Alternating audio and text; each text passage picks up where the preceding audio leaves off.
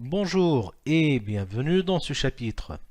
Nous avons vu comment créer des mappings, des workflows pour alimenter des tables avec une jointure normale, notamment qui est utilisée dans le composant joiner, mais aussi dans le source qualifier. Maintenant, nous allons passer à la deuxième méthode, ou bien la deuxième type de jointure, qui est le master outer join, qui est une jointure externe d'un côté. Nous allons donc commencer par la création des tables. Pour la création des tables, ici, nous allons avoir besoin de deux tables source et d'une table cible. Nous allons donc commencer par la rédaction. Donc là, master outer join. Et là, dans un premier temps, avec le joiner que nous allons le créer.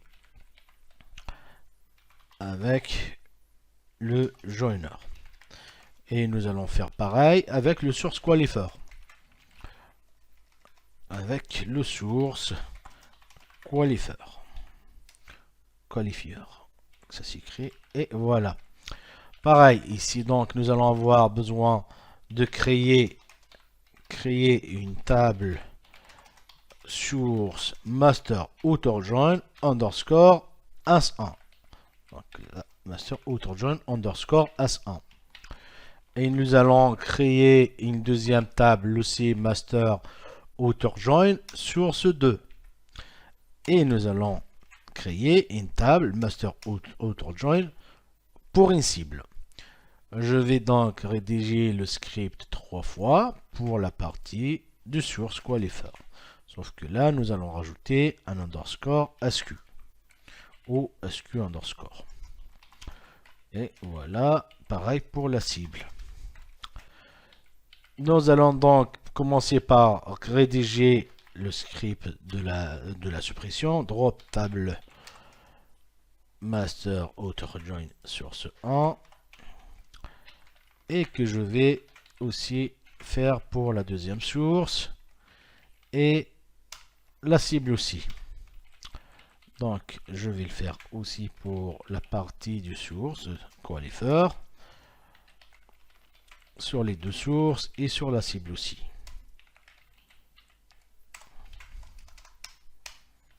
Et voilà. Maintenant, je vais commencer la rédaction du script de création. Et voilà. Et bien évidemment, tous ces scripts, vous les retrouverez dans les sources de la formation, mais ça vous va de suivre pour les personnes qui veulent voir comment rédiger des scripts et les créer avec du langage SQL. Donc nous allons faire un create table master outer join underscore as1. J'ouvre ma parenthèse et je commence à mettre donc l'id mog underscore as1 qui va être un int. Je mets le nom varchar 200 caractères. Et je ferme la parenthèse. Pareil, le prénom, qui est un varchar, son caractère. Et voilà, un email. Alors, ici, la manière dont nous allons alimenter, à faire très attention aux identifiants pour que nous puissions avoir un résultat final qui fera la différence entre les différentes jointures pour que je puisse vous expliquer les pièges et les différences entre un normal join et un master outer join, détail outer join et une jointure en full. C'est très important donc de savoir ce que nous allons mettre. Et voilà, donc notre script pour la première table est fini. Nous allons donc créer maintenant la deuxième source sur laquelle nous allons joindre la première. Create table, master outer join underscore, source 2.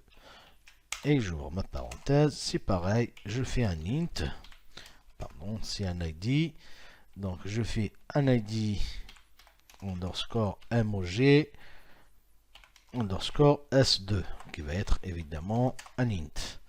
Et je fais la date achat. Donc là aussi, c'est du type date. Un autre champ qui s'appelle num facture Donc ça va être un varchar 200 et c'est largement suffisant si on arrive à le remplir déjà. Et pour finir, le prix total. Qui va être du type numérique. Et je mets un 10,5 pour la précision. Et je ferme la parenthèse et un point virgule. Voilà, donc la deuxième table, elle vient d'être créée. Maintenant, il me reste à créer la cible. Bon, la cible, donc ça va être le résultat de la jointure entre la première table source MOG comme master outre join underscore source 1 et le MOG underscore source 2. Sauf que dans le but de cet exercice, nous allons récupérer les données d'une table source, une qui n'existe que dans la source 1 et n'existe pas dans la source 2. Ou nous ferons aussi le sens inverse. Mais vous allez voir que dans ce type de jointure, si une donnée existe dans une table, mais pas dans une autre, il mettra un nul pour les valeurs, bien les colonnes qui font partie de la seconde table, au lieu de les supprimer contrairement à la première jointure qui est un inner join.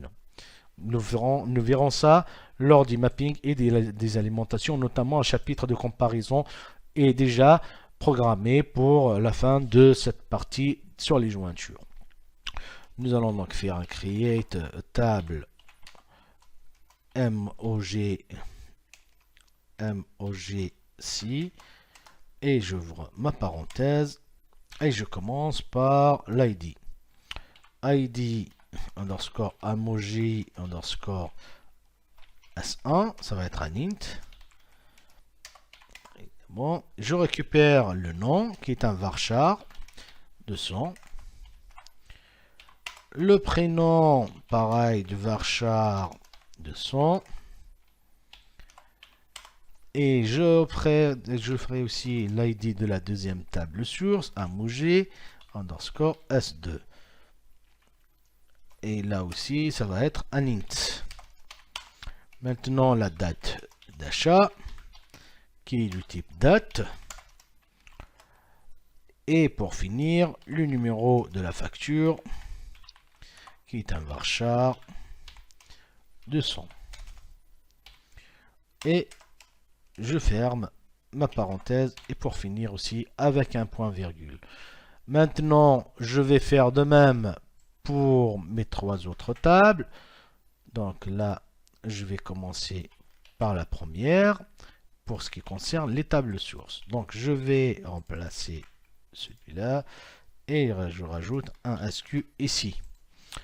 Je vais reprendre aussi la deuxième table source qui est alimentée par le joiner et je crée une table pareille pour la partie qui sera alimentée avec un SQ, un source qualifier.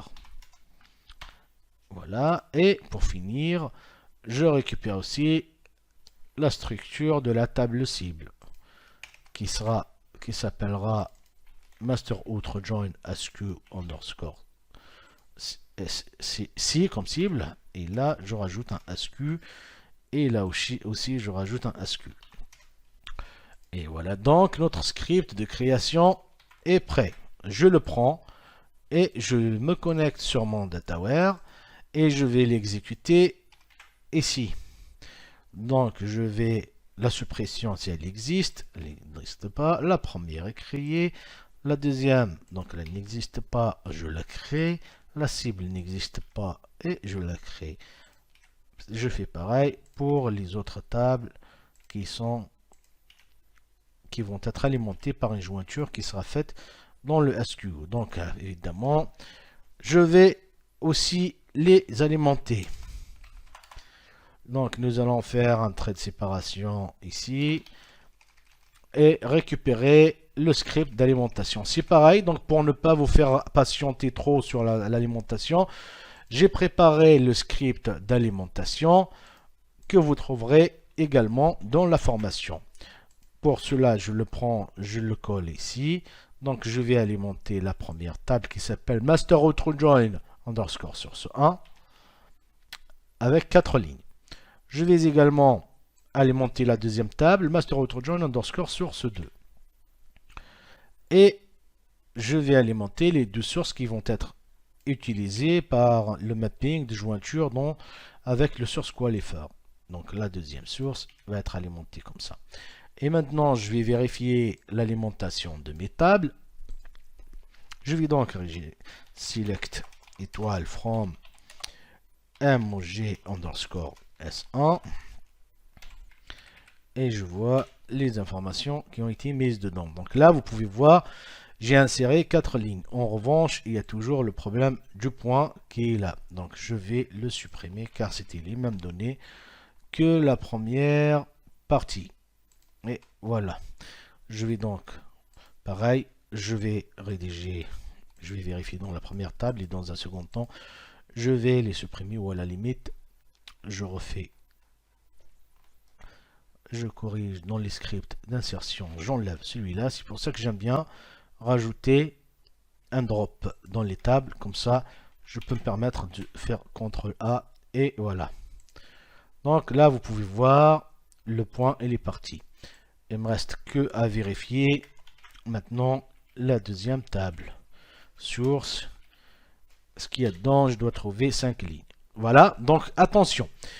Voilà ce que je vous disais maintenant. Ici pour l'identifiant, j'en ai mis 1 et 1, 2 et 2 dans la deuxième source. Et par contre, dans la première source, vous pouvez voir, il y a 1, 2, 3, 4.